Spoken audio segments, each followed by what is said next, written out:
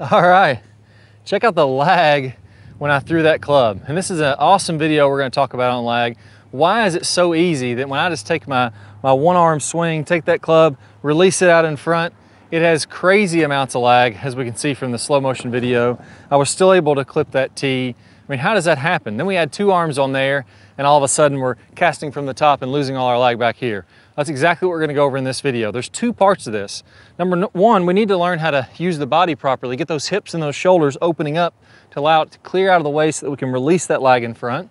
And number two, we have to use the arms properly, and specifically this right elbow the correct way. And I see a lot of players doing this the wrong way. That's exactly what we're gonna go over in this video. This is one of the best videos I've ever done on lag, so make sure you don't skip any part of this. Follow it step by step, and you're gonna have tons more lag. Let's get started.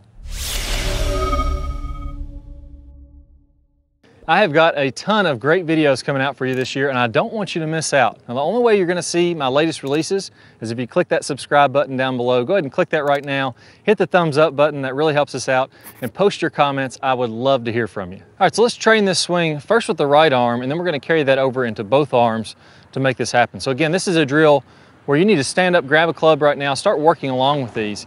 You can do these in the comfort of your living room, a lot of the reps for this drill. That way when you get out to the course, you're gonna be so much farther ahead. If you sit and just watch this video and say, okay, that was a cool drill, and then click over to some other video or the next thing that you're doing on the computer or your phone, you're not gonna get the benefits from this. So grab a club, let's get to work right now. It's pretty daggone easy when we do these drills. Doesn't take much time at all.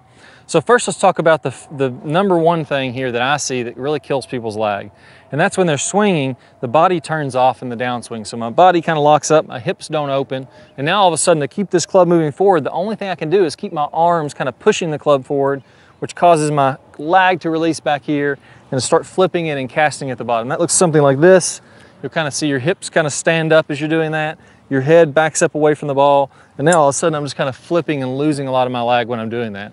So how do we combat that? Well, I think that right arm drill is really good for this. I want you to do 10 reps. Put your left arm behind your back, grab a club with your right arm. If you don't have a golf club, grab any kind of stick, a umbrella, a broom, whatever you got. And let's practice on, as we start down, the very first move being, I'm gonna pivot my entire body so it opens up. Notice how my right foot starts to come a little bit off the ground. If this heel stays down, it's tough to open up my body. If that heel comes up, now all of a sudden it's easy to open up my body. My hips start facing in front to what we call the straight line release position. My shoulders also start to open up in front. So when I'm coming to contact here, as I'm doing these swings, you'll notice how my shoulders are quite open, very much opened where my shoulders will be pointing over here to the left. Now that's a little bit misleading, because what happens is when I add the left arm, my body's still open, but now look how my shoulders look really square. It's this left arm coming across the body that gives it the appearance of being square. In reality, our rib cage, our thorax in PGA Tour players is going to be open 20 to 30 degrees at impact. That's exactly what's going to happen instinctively when I just grab something with my right arm and start to throw it to what I would say is my straight line release point out in front, or that's the point where everything is going to be releasing all of its energy. So that straight line release is something we talk about a lot in the Top Speed Golf system. In a nutshell, what that is I'm going to open my hips to where they're pointing about 45 degrees in front of this golf ball. My shoulders are going to be pointing there, and my arm and my club are going to be pointing there when this club is fully released. Everything prior to that, my body gets there first, my arm is lagging behind. I have a big angle with my hands and arms. Then as I release my hands and arms, they catch up to where my body was. So my body's opening first, then my hands and arms catch up with that. Now that's a big complicated way of saying what goes on in the golf swing. Here's a simple way of doing that. Grab a club with your right arm, swing 10 times, and you're naturally going to start opening up and releasing that club in front. I don't see anybody who grabs a club and swings it one arm that tries to release out in front and does this. I've never seen it happen yet. I don't see that casting motion happening. When we just focus on this point, swing a club with one arm only, our hands and arms and body kind of sync up, and I get that release point happening out there in front of the golf ball, or what would be the golf ball. So 10 reps with that, opening up the body, let that right heel come up, then we're ready to add the next piece of this drill. Now the next 10 reps, we're going to focus in on what the right arm and the elbow are doing. Now the number one culprit when I'm losing lag, as I start my downswing, or when a player starts their downswing, if this right elbow starts to extend and turn out this way. So if you imagine a laser kind of coming from my elbow, I don't want that to be pointing behind my body this way as I start that downswing. That's gonna get that arm casting. That's gonna get you losing all that lag. Big cast from the top. I wanna feel like that elbow's in. The very first move there, as I start my downswing, if I have that laser from the elbow, even though this isn't happening, my elbow's gonna be pointing back here somewhere, I wanna visualize in my mind's eye that laser's pointing to that golf ball. What that's gonna allow me to do again is open up my body first, keep that elbow tucked in, big angle of lag here, and then release it out in front. So having that visual of just right arm only swings again here nice and soft, nothing fancy here, but just open the body, get that elbow in, that's gonna get that club releasing in front every single time. Now, once we're comfortable with that, we've done those 10 reps, let's put it all together. I'm gonna have this golf ball here, or imaginary golf ball practice swing here, and I wanna have that same sensation. So let's do 10 more swings where I have that same feeling, but I'm just grabbing the club with both arms now. And you can see how I created a lot of club head speed and was able to get a lot of lag and release it in front, because I just kept the same sensation I did when I opened my body and threw the club, and when I led with my elbow to keep that good angle of lag. You get into practice reps with this, when you add a golf ball or when you add both arms, it gets way easier. Now let's go ahead and take it where we're gonna hit a golf ball. Now if we get comfortable doing this, we can actually just take our right arm only, make a golf swing and hit a pretty daggone good shot while doing this. There we go, right down the left side of the fairway. Just right arm only. Let's see how far that one went from my flight scope there. So my club head speed obviously isn't gonna be nearly as high. 85 miles an hour. I hit the total distance was 211 after a little bit of roll, carried 190. So we can see a lot of this power, a lot of the speed in the golf swing comes from that angle of lag and releasing that lag in front. Now, a lot of times you'll hear coaches say, well, we don't want to use that right arm. We don't want to have that right arm engaged. We want to take the right arm out of it.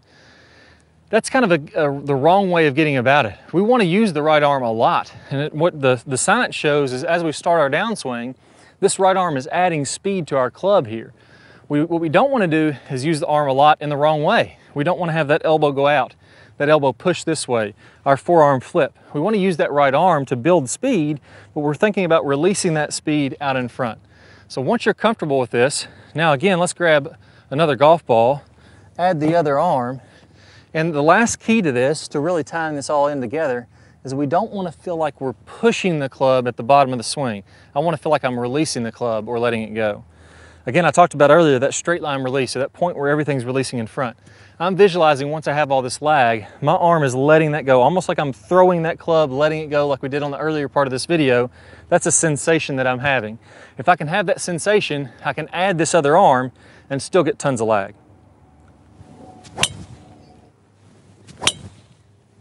All right, so we talked about in this video how a ton of lag can really help you to build that speed, and how if you release that in front, it's going to help you to release that speed through the golf ball instead of hitting at the golf ball and getting tight.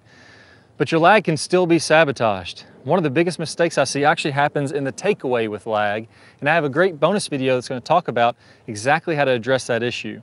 It's going to play for you here in just 1 second. Go ahead and click the card that pops up on your screen or the link down below in the description. You'll get instant access to that video. Start getting that perfect takeaway to build your lag and make it easy.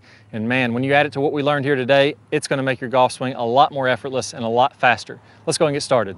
Hi guys, and welcome back. I'm Ballard, and in today's video we're going to talk about one of the absolute worst drills for creating lag. It's a very common drill that I see, and in this drill what we're going to do is we're going to set the wrist very early to create an angle of lag, and then we're going to try to hold this throughout the swing. It's one of the worst things that you can do to build lag. I'm going to talk about the science behind why this is the case, and I'm also going to give you a great drill to help you improve your lag, all in this video. Let's go ahead and get started. If I do it this way versus holding that position, exact same thing happens when we're building lag in the golf swing. So what we want to do is throughout the swing, I want to have a very low and wide takeaway. So I'm not going to set my wrist early at all. If you look at a lot of the top players, you look at Adam Scott, very wide takeaway, not very much wrist set at all. You look at Rory McIlroy, you look at Tiger Woods, all these players are using a wide takeaway and not getting very much wrist set, so that later in the swing, as we start down, we can increase this wrist set, and we're really only going to max out this angle of lag for a split second in the downswing. Okay, so a 3-step drill here. Now, as we get started with this, I want to remind you that the fulcrum in this golf club for getting a massive amount of lag is right at the end of the golf club. This is where I want my hinge point to be. I want to use the full length of this.